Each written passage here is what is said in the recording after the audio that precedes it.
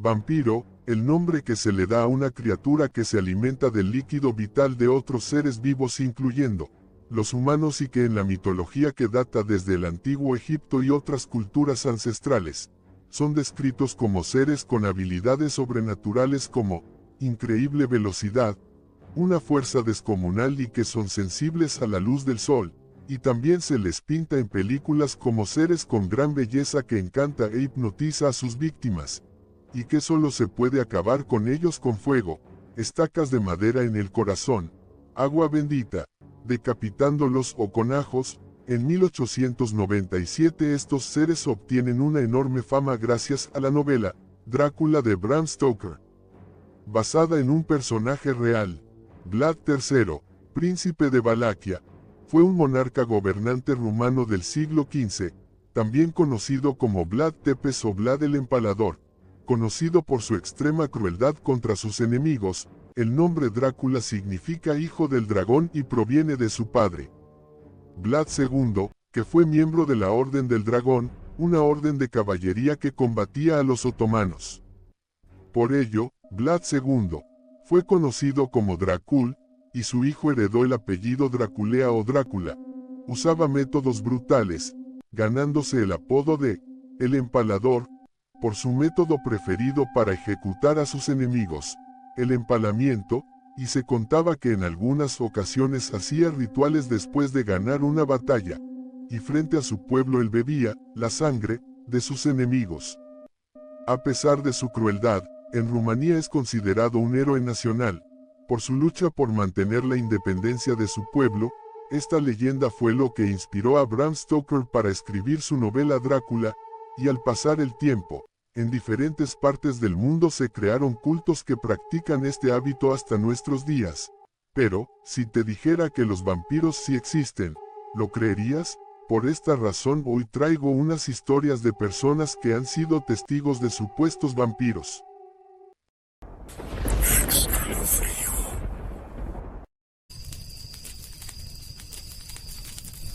Hola, llámame Juan, verás lo que voy a contar le pasó a mi tía. Era una tarde en la que íbamos caminando por la calle y hablábamos sobre historias de terror y le contaba sobre un libro que trata de vampiros y en ese momento le dije, imagina que las leyendas de vampiros sean ciertas, y mi tía solo me miraba con angustia, y empezó a contarme una experiencia que tuvo cuando ella era joven y hacía sus prácticas. Ya que estudiaba medicina, la mandaron al hospital civil,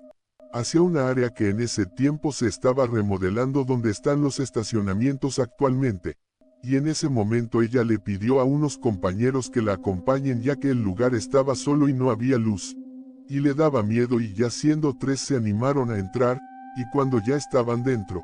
una máquina de demolición rompe una columna, dejando una nube de polvo y en eso uno de sus compañeros le dice a mi tía, que voltee y que mirara. Y cuando mi tía observa para ver qué fue lo que pasó, se asombró junto con sus acompañantes ya que del montón de escombros y tierra que se desprendieron de esa columna, se asomaba el cuerpo de una persona y de repente bajó el de la demolición junto con unos ingenieros. Y como varios gritaron para ver qué era, también bajaron unos médicos del hospital pensando que había ocurrido un accidente pero,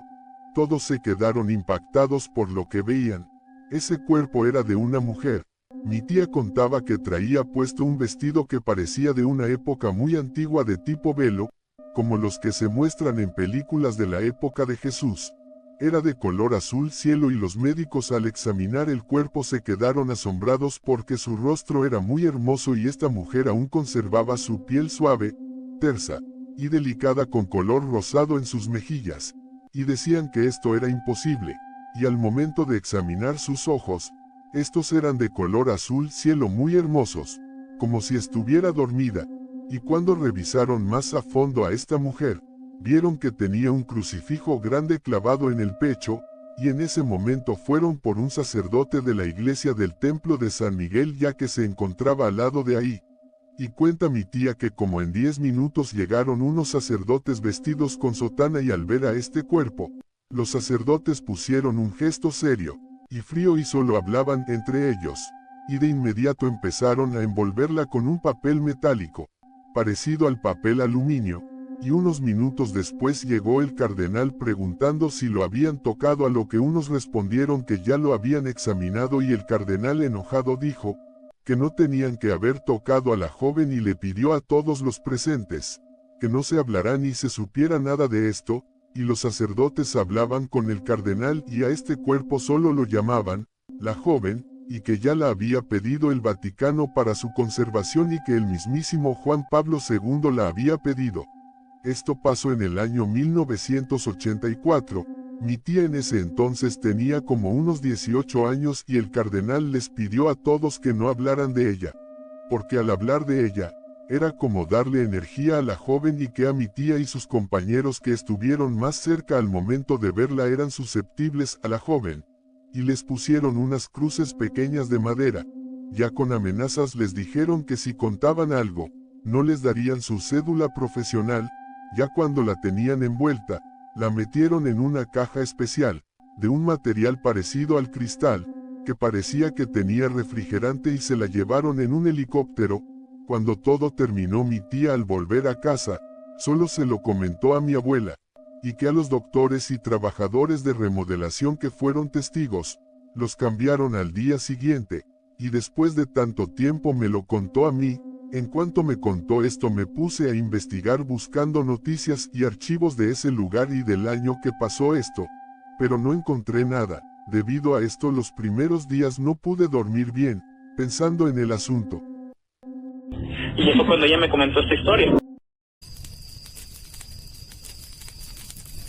Cuenta la leyenda, que durante el siglo XIX, en Guadalajara, se vivía un tiempo de cambios con la llegada de extranjeros y forasteros y, uno de ellos destacaba entre los recién llegados, era un caballero de aspecto europeo, vestido con ropa muy elegante, y de modales muy refinados, aunque asistía a las reuniones y fiestas del pueblo, y se corría el rumor de que posiblemente era un hombre, heredero de una fortuna que tal vez, estaba en busca de una esposa.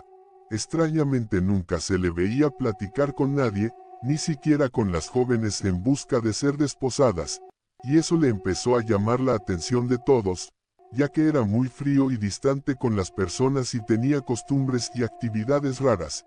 ya que durante las noches se le veía andar solo entre los senderos alejados, y semanas después comenzaron a aparecer animales muertos, aunque se consideraba algo común durante la época, porque la mayoría de personas tenían animales de corral y estos continuamente eran atacados por coyotes y lobos, que tras el ataque solo quedaban restos de los animales, pero poco tiempo después aparecían animales con extrañas marcas de colmillos en el cuello y totalmente secas del vital líquido, pero con el cuerpo entero, algo que ya era fuera de lo común, y después empezaron a darse hallazgos de personas y niños con las mismas características lamentables, lo que causó que el pueblo se reuniera en una asamblea, para poner un toque de queda durante las noches, y se asignó a un grupo de personas voluntarias para ayudar en la búsqueda y caza de la criatura responsable de los terribles actos, y fue así que, en una de esas noches durante una ronda, el grupo se encontró de frente con este ser, que se contaba que estaba atacando a una joven, y al darse cuenta que estaba rodeado por el grupo, se abalanzó para atacar a uno de los hombres, y después de una fuerte lucha para someterlo, lo atraparon y amarraron para llevarlo ante el Comité de Justicia, para ser juzgado por los actos cometidos, y por el temor de la época que se contaba de boca en boca sobre el mito de los vampiros, se decidió que se le clavara una estaca de madera en el corazón, y se sepultara en el panteón local, y tras ser enterrado, sobre su tumba se colocaron lápidas y losas pesadas, por temor a que pudiera salir.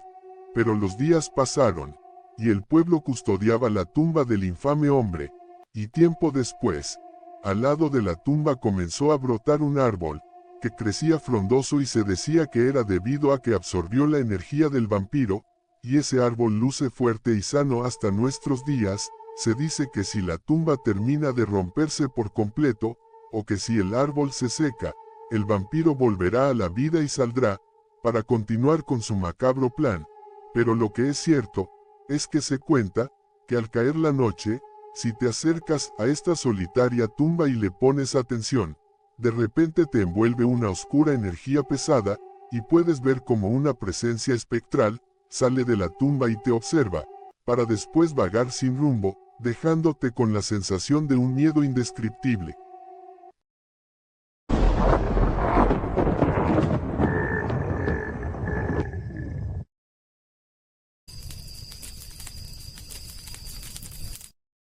Buenas tardes, puedes llamarme Héctor. Lo que voy a contar puede que no parezca real, pero puedo asegurarte que lo que vi es algo que me traumó demasiado. Verás, esto pasó en el año 1999. Yo tenía 15 años de edad y por las tardes iba a un café internet que estaba cerca de donde vivía para hacer algunas tareas de la escuela. Recuerdo que costaba 8 pesos la hora por computadora, y como era de costumbre al terminar, aprovechaba los minutos que me quedaban para ver videos que para mí eran interesantes, como videos de fantasmas, leyendas y algunos de grabaciones de cámaras de seguridad, y recuerdo que vi uno que desde que miré el título me llamó la atención y tenía por título Vampiro captado en banco de sangre, así que le di clic al video, y al comienzo solo se observaba que entre pasillos oscuros deambulaba lo que parecía ser una persona que caminaba de forma encorvada y lenta, pero no se distinguía muy bien su cabeza debido a la mala calidad de la grabación, y unos segundos más tarde, del fondo aparece un guardia de seguridad y con una linterna apuntó a esa persona,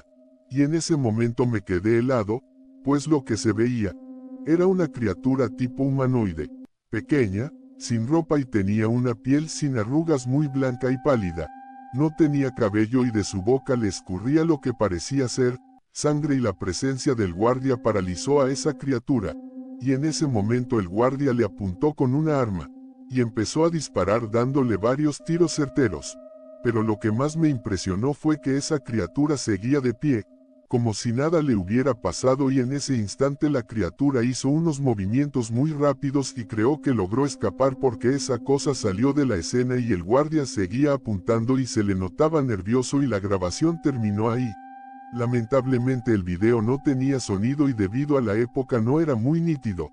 pero sí podría asegurar su veracidad de alguna manera, porque en ese tiempo aún no había la tecnología necesaria para crear videos falsos como los que se pueden hacer hoy en día, y es por eso recalcar que esto lo vi en el año 1999 y en esa noche, 1000 preguntas rondaban por mi cabeza, y no pude dormir bien. Unos años después busqué por varios sitios de internet este clip para mostrárselo a mis familiares y amigos, pero aún al día de hoy, no he vuelto a encontrar ese video. Nunca supe en qué año fue grabado, ni tampoco el lugar del supuesto banco de sangre, y es por eso que quería contar mi historia. Saludos a toda la comunidad que como yo, amo las historias de terror. Adiós.